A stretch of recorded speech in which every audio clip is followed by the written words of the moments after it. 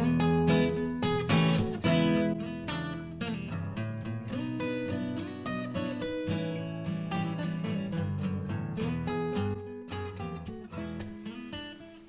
and welcome once again to this assembly where I am your servant of Yahuwah, Sayah, and we are back once again with scriptures from Bere'Shiyth, and we're in this series that I thoughtfully entitled Redlined. Pretty soon the title will come to the forefront and you will see just why that title is so important. Alright, last time I left off in chapter 27 and verse 33.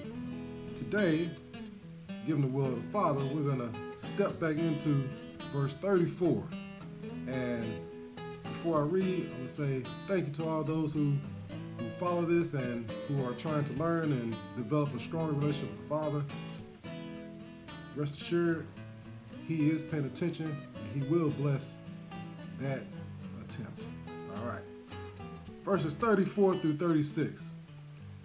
And when Esau heard the words of his father, he cried with a great and exceeding bitter cry, and said unto his father, Bless me, even me also, O my father. And he said, Your brother came subtly, and has taken away your blessing. And he said, Is he not rightly named Yaakov? For he has supplanted me these 2 times. He took away my birthright, and behold, now he has taken away my blessing. And he said, Have you not reserved a blessing for me? All right. It could be that Esau had placed all of his hopes into this dying blessing of his father. When he gave away his birthright so easily to his brother, it could have been that most of his hopes were reserved for this latter blessing, which too was stolen from him by his brother. You know, he could have looked at that birthright and said, I'm hungry, I'm starving. I'm about to die if I don't get something to eat. I don't need a birthright. I got this blessing. So when dad dies, I'm going to get everything anyway. So I don't need a birthright. I need some food right now. And now he understands the importance of all blessings from his father. And he realized too, it's too late. So now the real pain sets in when he has to look at his father, with hoping that his father has some kind of hope for him. Now, he and his father share a painful moment where they both cry over the agony of the hurt that was caused them by Yaakov and also by Esau's negligence. They both share their painful position within this moment of tragic hurt. The pain and suffering could be heard in the words that they share with one another as caused by, as far as they know, by one man, Yaakov. While Yaakov may be getting all the blame for what happened, Esau was a bit careless with his blessing. He took it for granted. On top of which, he did some things that were disappointing, so even Yahuwah was against him. But he don't know that right now. In fact, when would he know that? That's a good question. All right, verse 37. And Yitschaq answered and said unto Esau, Behold, I have made him your Lord, and all his brethren have I given to him for servants, and with grain and wine have I sustained him, and what shall I do now unto you, my son? So Yitschaq is saying, hey, I've given Yaakov everything, This pains me to tell you, but I don't know what to do for you. I'm stuck. I've given him the blessing so that he's going to have food and drink. He's going to have a big stomach, and he's going to be, taken with wine. He's going to be, possibly drunk. He's going to be happy. He's going to be merry. His household is going to be well. What do you want me to do for you? I don't know. when you listen to this, if you pay attention to it, there's a lot of hurt in all of these words. These were real people. These aren't just scripture. These are real people having real lives. And this is the pain that any small amount of negligence has put upon their lives. All right, verse 38. And Esau said unto his father, have you but one blessing, my father? Bless me, even me also. What about me? Oh, my father. And Esau lifted up his voice and wept. Now, I would imagine that they were weeping together, as Esau pleads for something. Esau was desperate for redemption. He needed his father to give him some kind of blessing before he died. He had a special bond with his father, and he did not want that to be stolen as well. There had to be some way Yitschaq could bless him. He said, what about me? He felt left out even though he gave away part of his blessing. Now he feels left out. How many times have you felt left out? Because you were robbed, you were tricked, you were deceived into giving away something that was vitally important to you. How many times have you felt left out? All right, verse 39 and 40. And Yitschaq, his father, answered and said unto him, behold, your dwelling shall be the fatness of the earth and of the dew of heaven from above. And by your sword you shall live, and shall serve at your brother. And it shall come to pass when you shall have the dominion that you shall break his yoke from off your neck. That's a loaded verse, all right? That's a prophecy within a prophecy. He started with one prophecy, then overtook it with another. All right, I'm going to explain that. Esau received a blessing unlike his brothers. While Yaakov will be given the fatness of the earth, Esau will live in it. He will also live in the dew of heaven. Again, I think that this is symbolic and literal. He will have plenty to drink, and tears will be shed in heaven on account of his descendants. But how would he get this fatness in which he will dwell? How would he take it by the sword, a weapon of battle, of war? He will serve his brother Yaakov for a short while. He will be lesser than he for a time. But Esau will rise by the sword. I'm going to explain all this later, and this is going to be it ain't going to be a summary, but when I explain it, it's going to really be awesome. But I'll just say that. By the sword, Esau will rise and break the yoke of his brothers and serve him no more.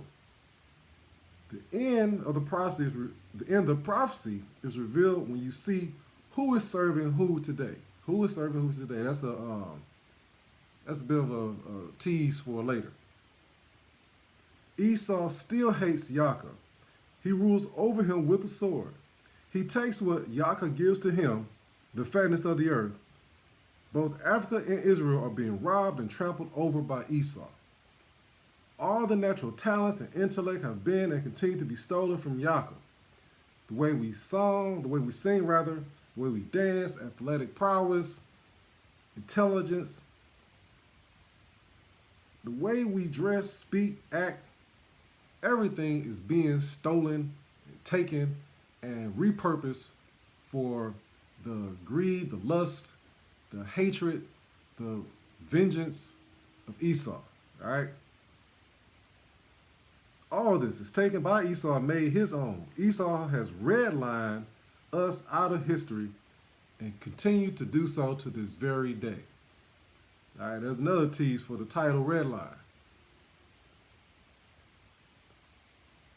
And just to recap on this again, that when you read these words, you understand that this is a moment between the father and son in the midst of a lot of pain caused by another family member, all right? They're family. One is red, one is brown. One look like me, one look like, Trump. As weird as that is, but they're family. And one family member has hurt, part of the family and is irreparable. It's not gonna recover. It's not gonna change. All right. So listen to this. And I want to point out also that Yitschaq said in that prophecy within the prophecy, he says that when you have dominion, that you shall break his yoke off your neck. So at some point,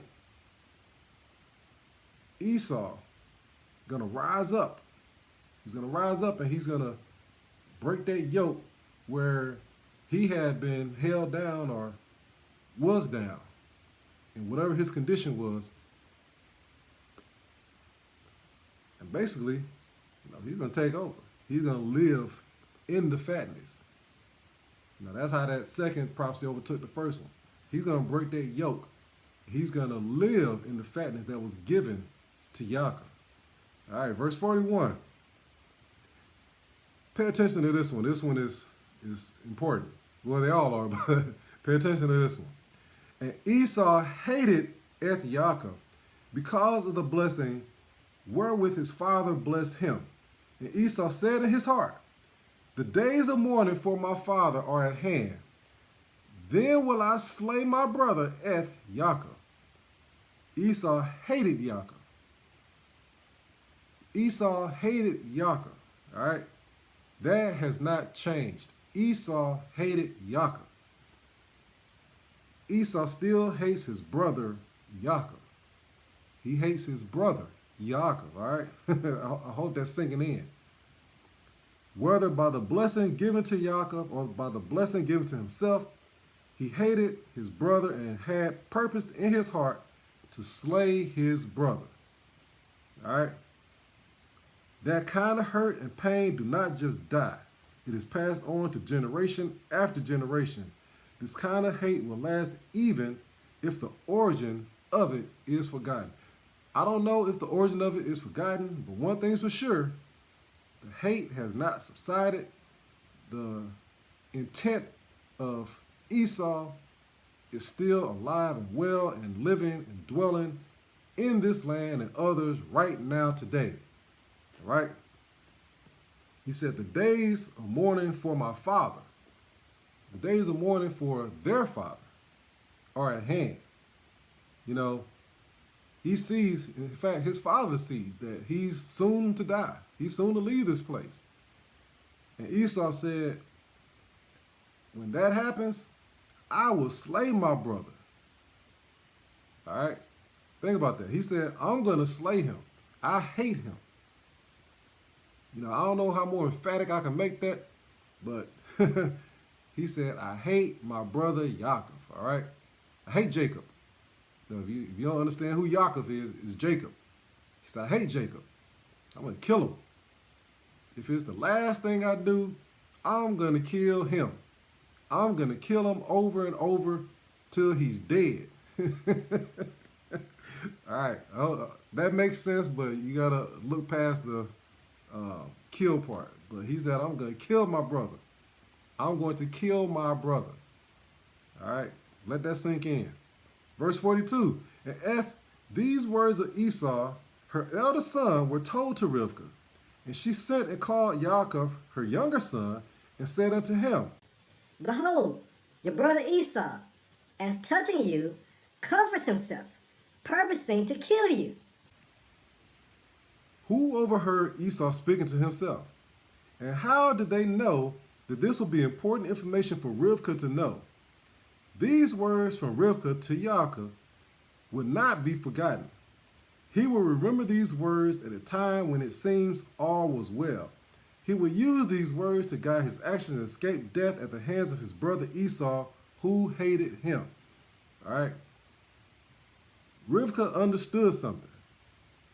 She understood that no matter how Esau appeared to Yaakov, she understood that his intent, that his purpose was to kill him. And she made sure that Yaakov understood this as well. It's comforting for Esau to touch his brother. Just let me get closer. Like that fly hovering around that spider web. The spider's sitting there calm and, just patiently waiting. He's not moving. He's not doing anything to upset the fly, upset the grasshopper, that prey that he's just waiting for to get caught in his web. He might just even let the fly touch him without moving. But when he get close enough, when he could touch him, it's all over. The fly is not going to feel safe once that spider come on him. All right? He felt safe all this time. That's what Rivka is relaying to Yaakov. She's saying he'll touch you. It could be warm, it could be gentle, but don't be fooled. He's going to kill you. He's gonna enjoy it. All right, verses 43 through 45. Now therefore, my son, obey my voice, and arise, flee to Laban, my brother, to Haran, and tarry with him a few days, until your brother's fury turn away, until your brother's anger turn away from you, and he forgot that which he have done to him. Then I will send and fetch you from thence. Why should I be deprived also of you both in one day? Rivka is reserving some pain for Esau, even though she's been highly disappointed by the women that he's chosen to be with. She still acknowledges him as her son, and she don't want to lose both of them because, she's not going to be able to stand what Esau does to Yaakov if he ever gets hold to him. All right? So she's sending him to her brother, to Laban. And that's going to be fun. She's saying just stay a few days. It won't take long. Stay a few days. But she soon realizes that she's not going to be calling her son back because he ain't going to forget. Verse 46, and Rivka said to Yitschaq, I am weary of my life because of the daughters of Keth. If Yaakov take a woman of the daughters of Keth, such as these, which are the daughters of the land, what good shall my life do me? So Rivka made a case that only a woman can make to her man. She drew upon his sympathies and compassion for her feelings when she made this statement. She did not even make a request, just this statement of her disappointment and pending doom for something that was yet to happen, if indeed it would. So she went to Yitschaq. She went to her man, the father of her sons. She's saying, I'm disappointed with Esau. He's taking these daughters of Keth, these people that I don't care for, the people the father don't care for. And, I don't want that to be the same with Yaakov, If that happened, I'm just going to waste away, since we need to do something. You need to do something. She put all her feelings into this to guilting her man to do something to protect her younger son, to protect Yaakov from making the same dreaded mistakes that Esau made. Excuse me. And I'm not going to make the mistake of holding this too long, and we're going to pick this up next time. So until the next episode, I hope you enjoy this good day.